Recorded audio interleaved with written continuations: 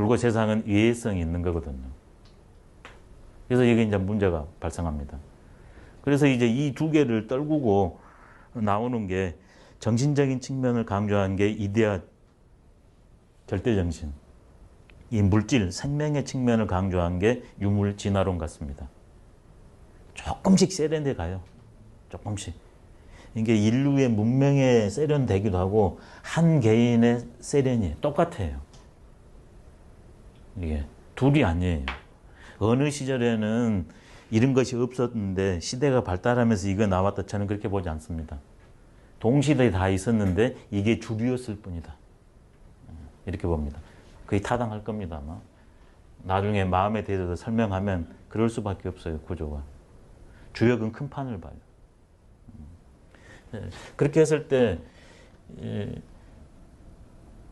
절대정신이나 이데아는 우연도 아니고 신도 아니라는 나름의 질서가 있다, 규칙이 있다는 이것은 좋은데 이미 이것도 존재 밖에서 설정이 돼요. 신보다는 주제성이 약하지만. 그러면 현실이 어떻게 되냐? 여기에 맞춰져야 돼요. 그래서 플라톤 같은 경우에는 예수를 뭐라고 그럽니까? 모방이라고 하는 이유가 그래서 그래요. 그리고 이 현실은 원본이 아니라 복사본이에요. 이게 이제 한계예요. 장점이죠, 한계.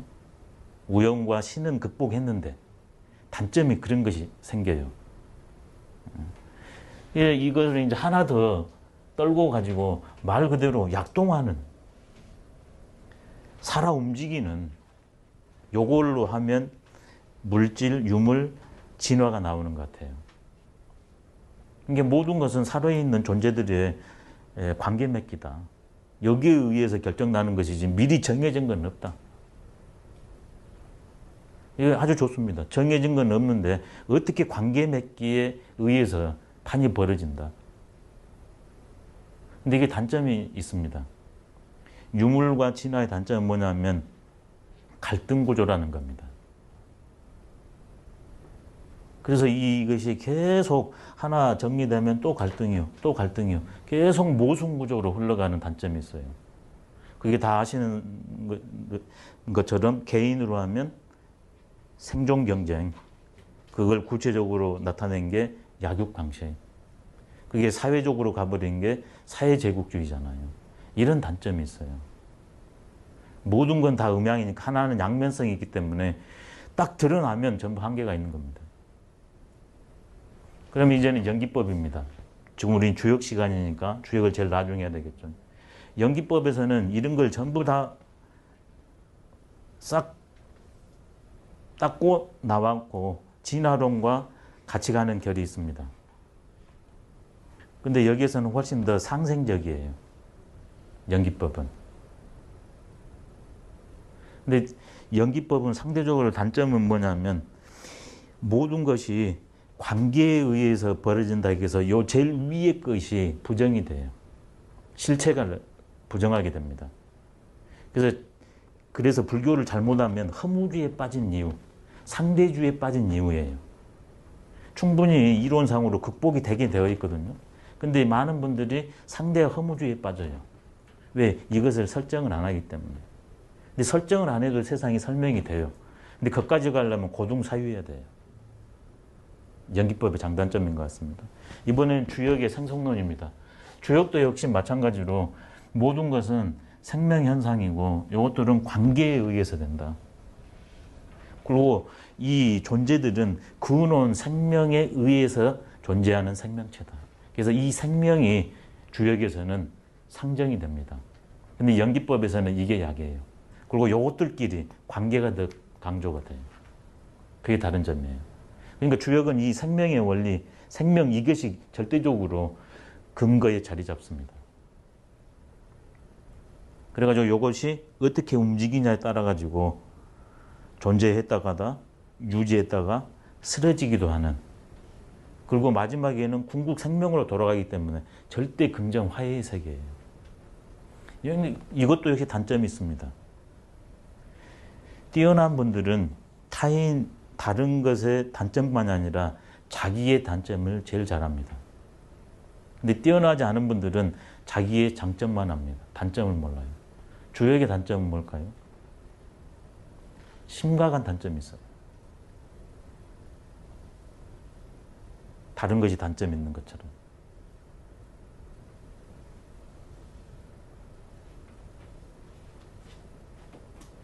자기 완결. 그것도 있고요. 네. 때 타령을 많이 해요. 아, 때 시절이 아니다. 생명이 이렇게 움직일 때, 이럴 때 이런 일을 하고 이런 관계가 벌어진 아직 때가 아니에요. 질문 예, 좋습니다. 생명이라고 하셨는데 예, 주역에서 얘기하는 생명은 생명체뿐이 아니라 예, 사물이나 행성 그 모든 걸 다 생명이 있다라고. 예. 이게 이제 그런 측면도 따로 준비를 이제 했는데, 먼저 질문이 나왔기 때문에요. 생을 두 가지로 봅니다.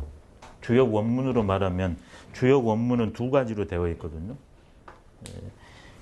시간도 몇천 년, 사람도 몇 사람이 연계돼 가지고 지금 우리가 보고 있는 주역이 완결됐습니다. 크게 두 개로 나누냐 그러면 원본이 있고 그걸 가지고서 후대에서 공부해서 첨가해 놓은 것이 있습니다. 그게 요즘 우리가 보는 주역입니다. 그래서 제일 먼저 있었던 것은 역경이라고 그러고 주역 원문. 그 다음에 거기에 대해서 철학적 원리. 그 다음에 이런 식으로 접근해야 된다. 우리는 이렇게 살아야 된다. 그걸 역전이라고 그래요. 주역에 대한 설명. 근데 역전에 보면 뭐라고 나와 있냐. 생을 천지 대덕할 생이라 이렇게 나와요. 생은 도대체 뭐냐.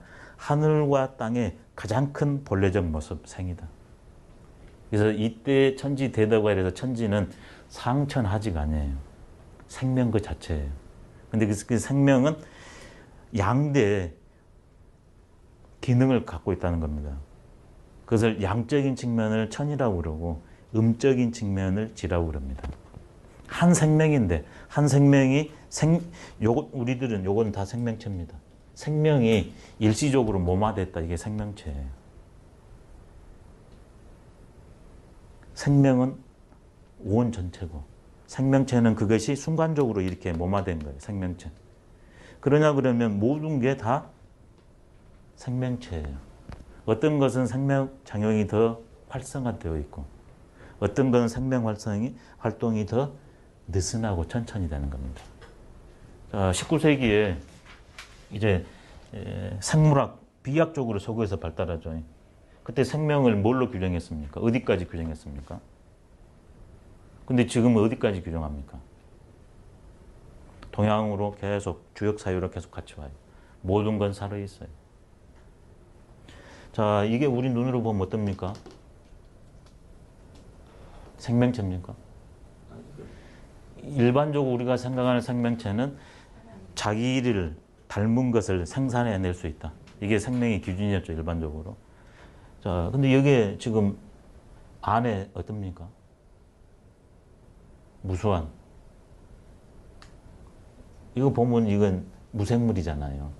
근데 보면 생명 가득 차 있잖아요. 그러면 유물론에서 얘기하는 모든 것은 물질로 구성되어 있고 그렇죠. 같이 가요. 변화 발전한다는 건 예. 대체 뭐가 다른 거예요? 그러니까 제가 그랬잖아요. 같이 간다고. 근데 여기는 상생체계라. 그때 말씀드렸죠. 유물론에서는 어때요? 처음과 끝이 정반합으로. 근데 여기에서는 어떻게 됐어요? 종시론이었죠. 이것만 다를 뿐이에요. 근데 이게 결정적인 차이를 불러일으켰네요. 여기서는 하모니를 지향하게 되어 있어요. 처음과 끝이 한 자리니까. 근데 여기에서는 처음과 끝 차이가 두 자리니까 결국 여기를 떠나서 이리 갈 수밖에 없는 거예요. 좌표가. 그게 다른 점입니다. 그리고 또 시절 타령이라 그러면 예. 각 개인마다 그 판단하는 게 다르다는 뜻이잖아요. 예. 요거는 지금 이때다. 요거는 때가 아니다. 그거의 원리를 이런 원리를 기준으로 해서 이런 적용을 해봤고 태극을 기준으로 해서 어쨌든 간에 변화 원리 속에서 시를 판단을 했는데 예. 그럼 거기 주관자의 판단이 개입됐다는 얘기일 것이죠. 그래서 이제 그 때를 아주 좋습니다. 네. 진도하고 이 때를 길에서 구성하는 것을 저는 5가지로 주역은 때에 맞춰서 해야 된다. 네. 그래서 주역 철학을 시중이라고 그러는데 저는 이 때의 구성 요소가 5개라고 이렇게 지금 규정하고 있습니다. 그러니까 나는 시중했다고 하는데 시중이 아닌 것이 대부분 많죠. 천지인물사 주역의 용어로 썼습니다. 현대 용어로 쓰면 푸냐 그러면 천은 시간입니다. 시간은 시간도 되고 계절도 됩니다. 기후도 됩니다.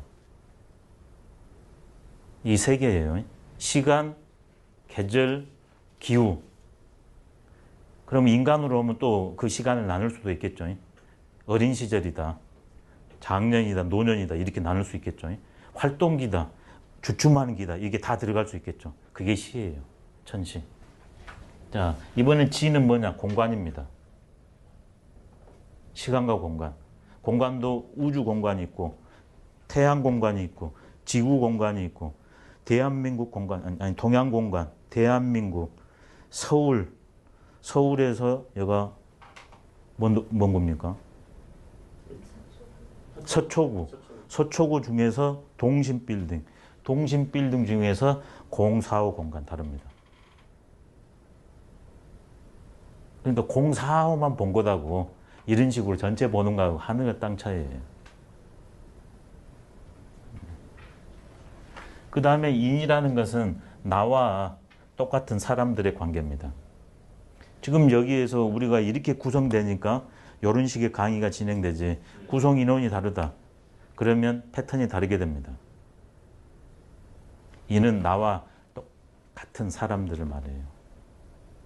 근데 이게 내가 태어나기 위해서는 나의 부모, 조상, 민족, 집단도 있었겠죠. 여기까지 싹 들어가는 거예요. 그러니까 내가 파악 잘했다 하는데 잘 안 돼요. 이런 식으로 전부 돼야만이 제대로 돼요. 그럼 물은 뭐냐? 존재하는 모든 것들이 물이에요. 사는 뭔가 천지 인물이 만나서 이루어지는 게 사건 사고입니다. 저는 시를 이렇게 규정합니다. 천지 인물사 5가지 구성이 그게 바로 시다, 상황이다. 그러니까 이게 하나라도 제대로 파악이 안 된다.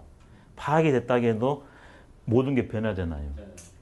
그러니까 내가 딱 맞게 실천하기가 어려운 거예요. 최적화가 된 게 어렵겠네요. 그렇죠. 어려워요. 네. 시중이 최적화인데. 예. 요런 구조, 그 다음에 이것도 판이 바뀌니까 시중하기가 어려워요. 근데 주역은 이게 가능하다고 하거든요. 왜? 내가 요런 존재이기 때문에. 그래서 나중에 그래서 요런 것도 존재론을 해야 되는데 내가 우주의 존재라고 했잖아요. 타인도 그러고. 그러니까 경험과 생각 없이 그냥 하게 되어 있어요. 예. 이게 주역 공부론이에요. 경험, 생각 없이 꿰뚫게 되어 있다. 무엇을요? 모든 것을, 상황을 꿰뚫고 함께하게 되어 있다. 예를 들겠습니다. 지금 전부 반팔 입고 왔습니다. 시중입니다. 그러잖아요. 이게 시중이에요. 시중이 어려운 게 아니에요. 다 반팔 시중 싸겠어요. 근데 여기에서 오늘 오시면서 옷을 갈아입었다. 아, 나 이거 조금 그런 것 같아. 부중이에요. 한 끗 차이죠.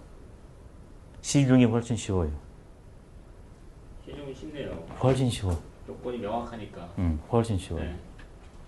근데 우리는 경험과 생각으로 지금까지 이제 인식하고 실천하게 되어 있거든요. 어린 친구들은 시중으로 살아요. 근데 교육을 통해서 우리가 그걸 잊어버리는 거죠. 내식의 판단으로 의지를 집어이면서부터 그게 무너지는 거죠. 공부를 통해서 다시 활성화시키는 겁니다. 근데 어린 친구의 시중과 공부를 통한 이분의 시중이 각고 다른 점이 하나 있죠. 뭐겠습니까? 크게 달라요. 뭐가 크게 다를까요?